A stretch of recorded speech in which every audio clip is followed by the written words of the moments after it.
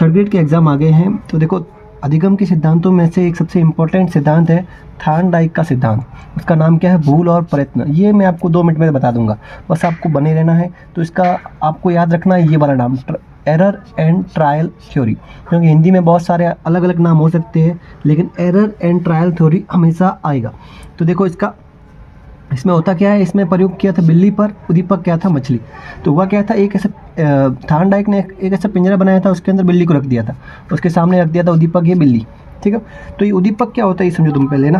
तो देखो, उद्दीपक उसे कहते हैं कोई ऐसी वस्तु या ऐसा कोई लाभ हो या ऐसा कोई इनाम हो जिसको लेकर जो भी स्टूडेंट, विद्यार्थी हो या फिर तो यहाँ पर जानवर है, वो क्रिया करने के लिए उतावला हो, उत्तेजित हो, उसको बोलते उद्दीपक।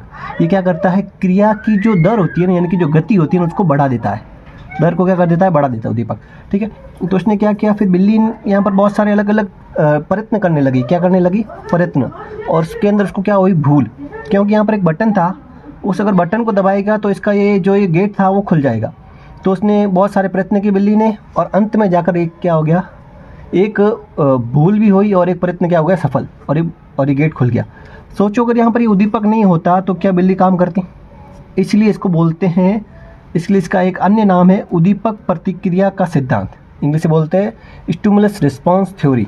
स्टिमुलस रिस्पॉन्स थ्योरी यानी कि एसआर थ्योरी। सवाल आ जाएगा एसआर थ्योरी किसने दिया? तो किसने? थॉर्नडाइक ने, ठीक है। थॉर्नडाइक की पुस्तक का नाम याद रख लेते हैं, एजुकेशन साइकोलॉजी, ठीक है। इसका एक और नाम है बहु प्रतिक्रिया का सिद्धांत। सीधा याद रहा है, क्योंकि बिल्ली ने बहुत सारी क्या दी? प्रतिक्रिया दी, इसलिए इसका नाम है बहु प्रतिक्रिया का सिद्धांत, ठीक है। इसका एक और नाम है अधिगम का बंध सिद्धांत, ये भी इसका नाम है।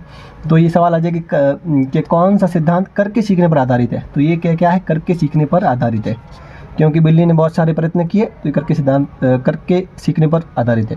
यानी कि ये क्या है? व्यवहारवादी। जो करके सीखने पर आधारित होते हैं वो सारे, उन सबको बोलते हैं व्यवहारवादी सिद्धांत, ठीक है। अगर आपको वीडियो पसंद आया तो सब्सक्राइब